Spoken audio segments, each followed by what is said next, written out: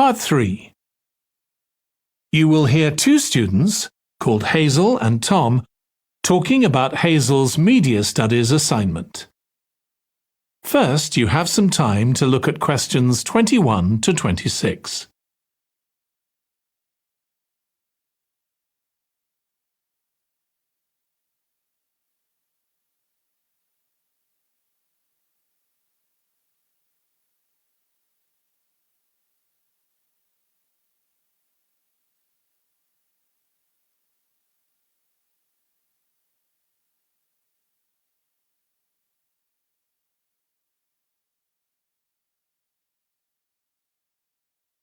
Now listen carefully and answer questions 21 to 26. Tom, could I ask you for some advice, please? Yes, of course. If you think I can help. What's it about? It's my first media studies assignment, and I'm not sure how to go about it. You must have done it last year. Is that the one comparing the coverage of a particular story in a range of newspapers? That's right. Oh, yes.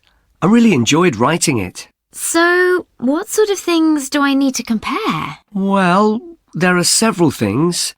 For example, there's the question of which page of the newspaper the item appears on.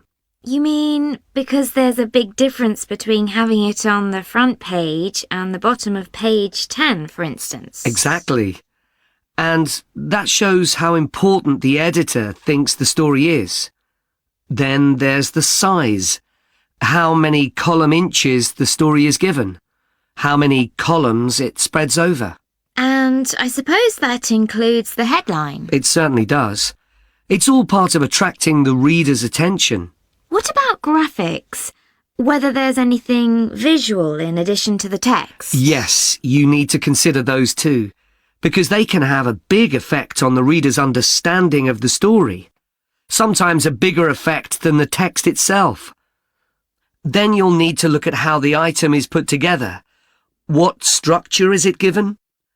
Bear in mind that not many people read beyond the first paragraph. So what has the journalist put at the beginning? And if, say, there are conflicting opinions about something, does one appear near the end where people probably won't read it?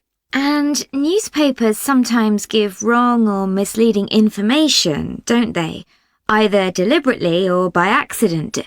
Should I be looking at that too? Yes, if you can. Compare what's in different versions. And as far as possible, try and work out what's true and what isn't. And that relates to a very important point. What's the writer's purpose? Or at least the most important one, if they have several.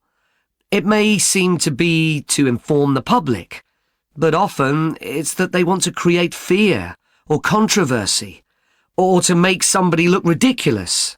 Gosh, I see what you mean. And I suppose the writer may make assumptions about the reader. That's right. About their knowledge of the subject, their attitudes, and their level of education, which means writing so that the readers understand without feeling patronised. All of that will make a difference to how the story is presented. Before you hear the rest of the discussion, you have some time to look at questions 27 to 30.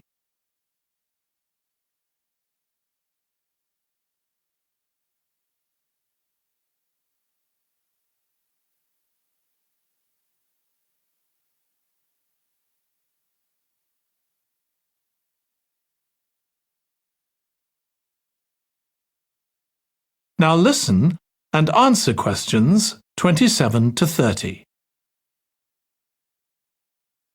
Does it matter what type of story I write about? No. National or international politics, the arts, anything, as long as it's covered in 2 or 3 newspapers. Though, of course, it'll be easier and more fun if it's something you're interested in and know something about. And on that basis, a national news item would be worth analysing. I'm quite keen on politics, so I'll try and find a suitable topic. What did you choose for your analysis, Tom? I was interested in how newspapers expressed their opinions explicitly.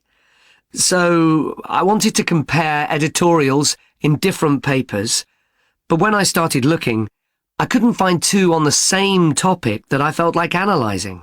In that case, I won't even bother to look. So in the end, I chose a human interest story, a terribly emotional story about a young girl who was very ill, and lots of other people, mostly strangers, raised money so she could go abroad for treatment. Actually, I was surprised. Some papers just wrote about how wonderful everyone was, but others considered the broader picture, like why treatment wasn't available here.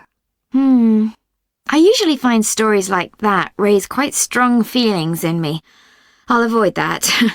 Perhaps I'll choose an arts topic, like different reviews of a film or something about funding for the arts. I'll think about that. Yes, that might be interesting. Okay, well, thanks a lot for your help, Tom. It's been really useful. You're welcome. Good luck with the assignment, Hazel. That is the end of part 3. You now have 30 seconds to check your answers to part 3.